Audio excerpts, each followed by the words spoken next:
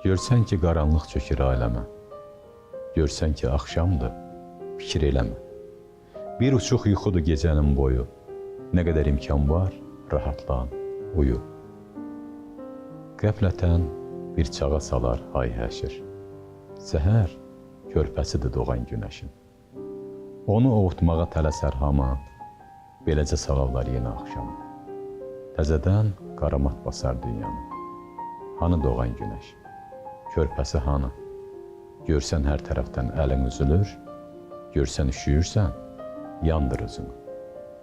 Müasir Azərbaycan şairi, əməkdar jurnalist, hamımızın sevimlisi, Zeynalov Qulu Ağsəsoğlu. Ahəngin yeni buraxılışında xoş gördük sizi. Necəsiz? Çox sağ olun, təşəkkür edirəm. Var olun. Ahəngin ab-havasında özünüzü necə hiss edirsiniz? Mən ümumiyyətlə əlamətlərə inanan adamam və adların da mistikasına inanıram. Bilirsiniz ki, şair üçün ən böyük qanun ahəng qanunudur. Və ona görə də mən bu qanuna, bilirsiniz, adətən şairlər cığal olurlar. Onlar düşünürlər ki, qanun onu pozmaq üçündür. Bəlkə də ahəng yeganə qanundur ki, onu şairlər pozmur, onu yaradır. Deyirlər ki, şair nədən danışmaq istəyirsə ondan yazır. Düzdür? Mən daha çox susduqlarımdan yazıram, nəinki danışdıqlarımdan. Çünki mənə gəlir ki, poeziya insanın özü ilə söhbət edir. Şairlər o adamlardır ki, onlar başqalarına deyə bilmədikləri özlərinə deyir və siz ona şeir deyirsiniz. Söz sizin üçün nə zaman şeirə çevrilir? Sözün əlbəttə müxtəlif, ən müxtəlif qatları var. Məncə onun ən ali qatı məhz poeziyadır. Yəni, sözün ondan yuxarısı yoxdur. O, ən yuxarı mərtəbəsi, ən yuxarı qatı onun məhz poeziyadır və yeri gəlmişkən hər bir şeirdə poeziya çevrilə bilmir. Deməli, insanlıq 3 yaşayış mərkəzini keçib əsas. Onlardan biri mağaradır, sonra kənddir, ondan sonra şəhərdir. Və şəhər ən ali yaşayış məskəni hesab olunur. Mədəniyyət sözü də müxtəlif mənaları var, onlardan biri də şəhər salma deməkdir. Deməli, biz bir paralel aparsaq, onda belə çıxır ki, insanlığın ilk yaşayış məskəni olan mağaralar insanlığın uşaq bağçalarıdır. Kəndlər orta məktəbidir, şəhərlər isə insanlığın ali məktəbidir. Bu mənada mədəniyyətin özü də ali məktəb və ali mətləbdir. Bu ki, qaldı hazırki sözün vəziyyətinə. Əvvəllər dünyada 2 şair olub. Onun biri şeiri yazan idi, o şair idi. Biri də şeiri oxuyan idi, o da şair idi. İndi dünyada bir şair var, şeiri yazan, oxuyan şair yoxdur. Gələcəkdə dünyada yalnız şeir olacaq. Nə şeiri yazan olacaq, nə şeiri oxuyan olacaq, amma şeir olacaq. Mənim üçün əsas ahəng qanunu, bax, pozulmayan qanun odur. Şair də olmayacaq gələcəkdə, ola bilsin. Oxucu da olmayacaq, amma şeir mütləq olacaq. Sizcə şeir bir dövrün aynasıdır, yoxsa şairin şəxsi gündəliyi?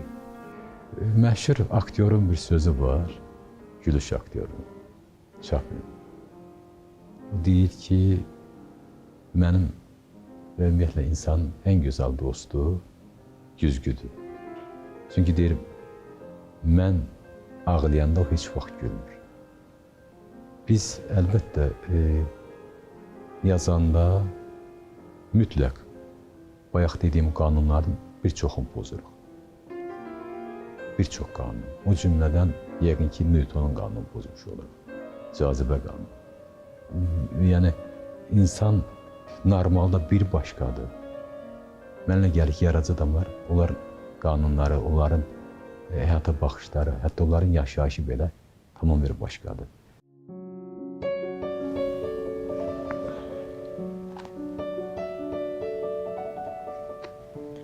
Atam bu dünyada o dünyanın cəhənnəm əzabını çəkib. 41-45-də faşistlərlə döyüşüb girişdə. Atəş kəsiləndə ya da siqaret fasiləsində. Külahlıda odun doğrayıb. Axıra ot döküb.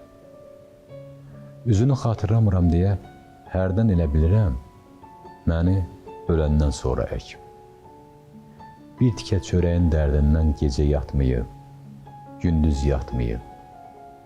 Tabutdan başqa heç yerdə ayaqların oxayla uzatmayıb. Şəkli də qalmayıb, darıxanda köksümə sıxım. Bütün ömrü dincəlsəm də doymuram. Atamın yorğunluğu mənim canımdan çıxır.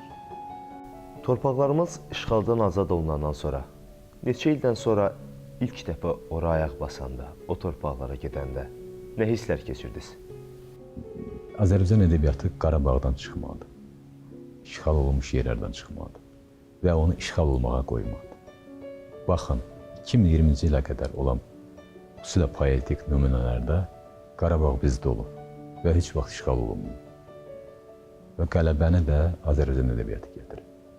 Ona görə biz getmədiyimiz yerdən çıxmadığımız yerə qayıtmamışıq. Biz olduğumuz yerdik. Bir şairin yaşanmış xatirələri şairin şeirlərinə necə təsir edir? Əvvəllər xatirə dəftərləri olurdu. Orada mənim də şeirlərim düşüb, lap o son dövrlərində. Əlbəttə bizim bütün həyatımız və indi bu anın özü də bir an sonra xatirəyə çevrilir. Və biz çalışırıq ki, yazanda dünəni, keçmişi itməyə qoymayaq. Bütün yazılar əslində xatirədir. Hər şey xatirədir.